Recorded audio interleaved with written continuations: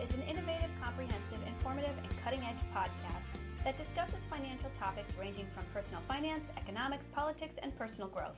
Simply Financial will cover intriguing and thought-provoking questions so that the listener can simply increase their financial IQ. Welcome to episode number 13 of the Simply Financial podcast. I'm your host, Christopher Calandra. Thanks for joining me for today's episode. I am very pleased to have with me today Marianne Esposito for this episode. It's going to be part of the Everyday American series. I've known Marianne for close to 10 years. She is a retired executive director from AT&T. She started her career with Southern New England Telephone, and through all the mergers and acquisitions over the years in the telecommunications industry, she finished out her career with AT&T. So, Marianne, thanks for joining me today. Oh, thank you, Chris. Glad to be here.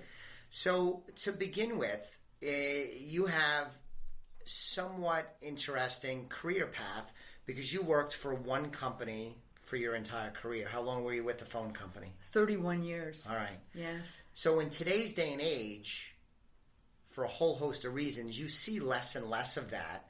So, did you start in an entry-level position with the company, and what were you doing when you started? I did. I came out of college with a math degree, and I entered the engineering department at Southern New England Telephone. Okay. And the position was called staff engineer, and it was a field that looked at all the ways that we built telephone equipment plant. And it was very interesting work. It was a good job to see what happened in other parts of the company. And so I have a lot of clients, and I've met a lot of people because Southern New England Telephone, Connecticut's a relatively small state. So you meet a lot of people that have worked with the phone company. It seems like Southern New England Telephone, in its heyday, was just an awesome company to work for. They built so many successful careers. It's different now, I think, but I don't want to criticize how it is now, but could you talk about what it was like where you could be in a company that was well-run, well-respected, great group of employees, and you were able to climb the corporate ladder? Am I characterizing S&ET the right way? Well, you are. In fact, I believe that the 30 years that I was with SNET and then AT&T were the best 30 years in the telephone industry. We were at a point where we were still Ma Bell when I started, okay, which was a very family, community-oriented, single-state operation. And at the end, we had bridged into the environment of communications through not only telephone, but data and wireless, and it was tremendously exciting. And of course, it merged into larger and larger companies. Both of those had their benefits. All right. And I'm just curious, being in the engineering department and a mathematics degree, doing some quick math, knowing how old you are, is there probably weren't a lot of females in your department with mathematics degree and on the successful corporate track you are on. So what was it like going through the corporate world being a female? Where is it fair to say wasn't 50-50 men to women ratio, right? It was probably much smaller portion of women. Right. The engineering department did not have the same number of women as men. There were more men. And I actually liked the work groups. One of my favorite jobs was in the outside operations group in construction, where there were very few women. I found that it really didn't matter much as long as you were interested in the work you were doing and the people you were doing it with. And I enjoyed managing work groups, and both the groups that were female dominant, like operator services, and the groups that were male dominant, like construction. Both were fun. Terrific. Would you say SNET was a little bit of ahead of its time, how it treated female employees in their ability to rise in the corporate ranks? SNET and the Bell system were under a consent decree. Okay. In other words, they had voluntarily committed to opportunities for women to progress. Beautiful. And in fact, my first promotion was what they called, affectionately called, a quote, a marriage. All right. Meaning that in order for a man to get promoted, a woman had to get promoted. And so that's what led to my first opportunity to move up. Excellent. So you retired at a senior level position. I don't know how it works in the hierarchy, but an executive level position, that's fair, right? At a younger age, you were maybe 53, 54? Yes, 53. And so how were you able to accomplish that? Was it through some really purposeful planning on your point? How were you able to do that at a relatively young age? Well, it would be nice to think, Chris, that I somehow had a great plan that, said on, July 1st of this year, out I go.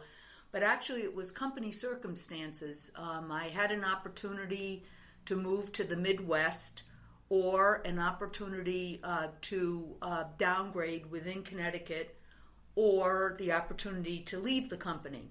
And at that time, the best choice for me was to leave. So it was a retirement from the company, but I was in a place financially where I was able to choose what I could do next.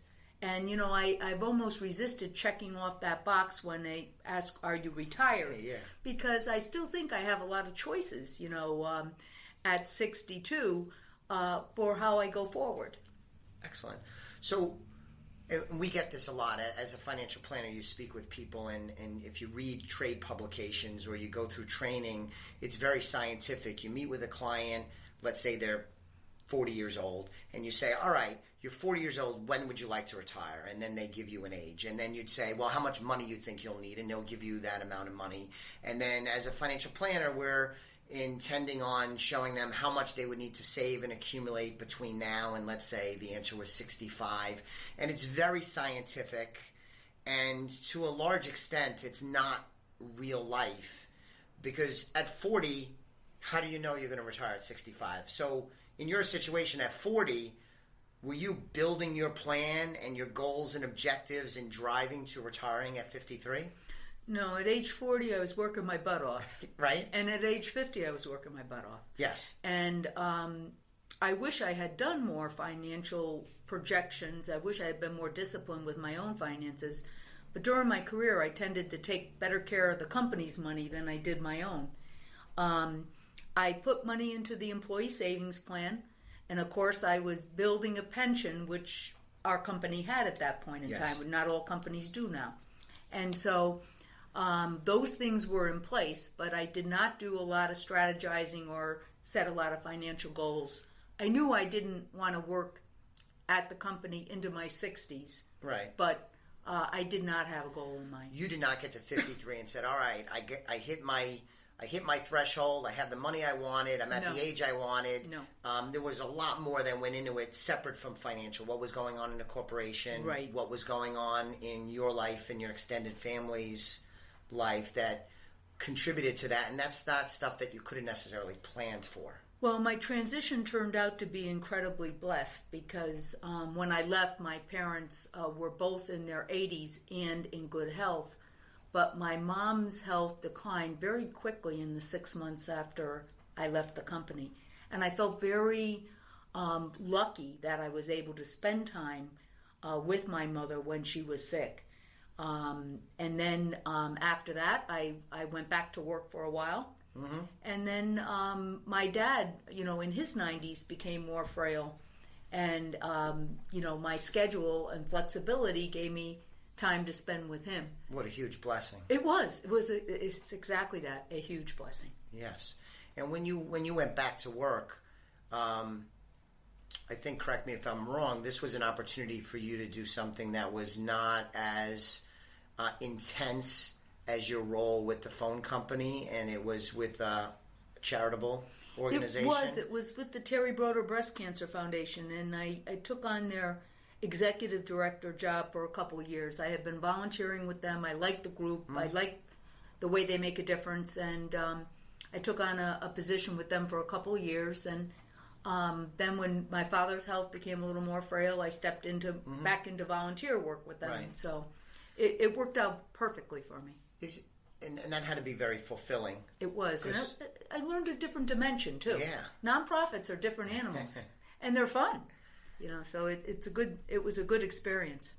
And so, going back to what we talked about, I know you said that you got started later, but it seems to me that one of the key things is, because you had some money when you got to 53, and you had some affluence, and by hook or by crook, you had a nest egg, a sizable nest egg, that through what happened at the corporate level, between what happened at the family level, between being interested in getting involved in the charity, the key thing that I'm thinking of term-wise is that you had options. Because you had financial wherewithal, you were able to pick and choose what you wanted to do, not just based on, I need to find work to pay my mortgage, to pay my debts, that you were healthy enough financially that you can make decisions that were not financially driven all the time. Exactly so.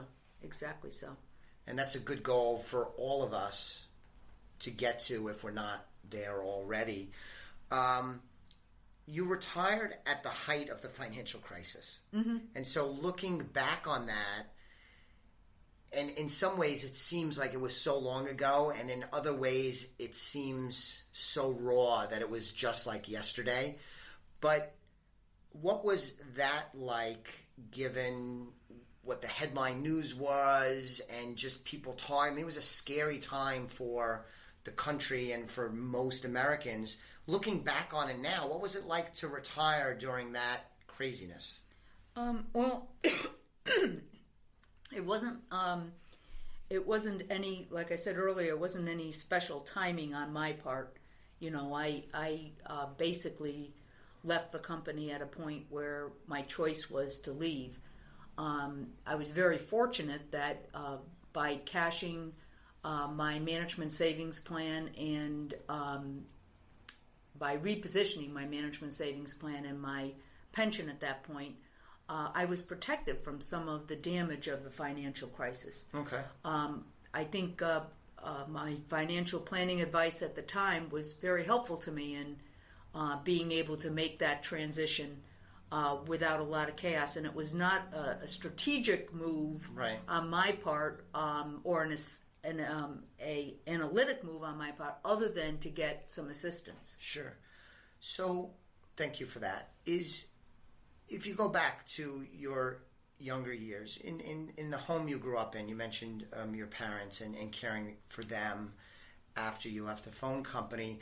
But in thinking about the environment when you grew up, did you grow up in a rich home, an affluent home? Was it upper middle class, lower middle class? How would you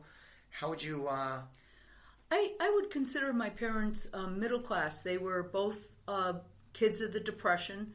My dad built the house in the suburbs in Hamden where we grew up.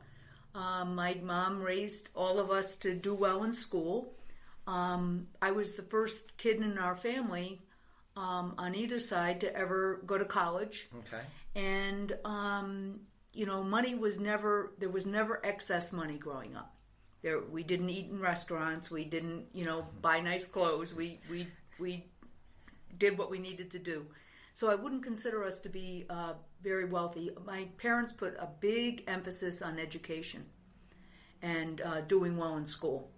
Okay. And so that was very important. And having the goal of college was very important. So was the message communicated to you that the importance of education, because that will allow you to earn more in the marketplace and be financially successful? Like, why was the emphasis on education? Was it because of to get a job, or was it just pursuit of the American dream, or like why the emphasis on education?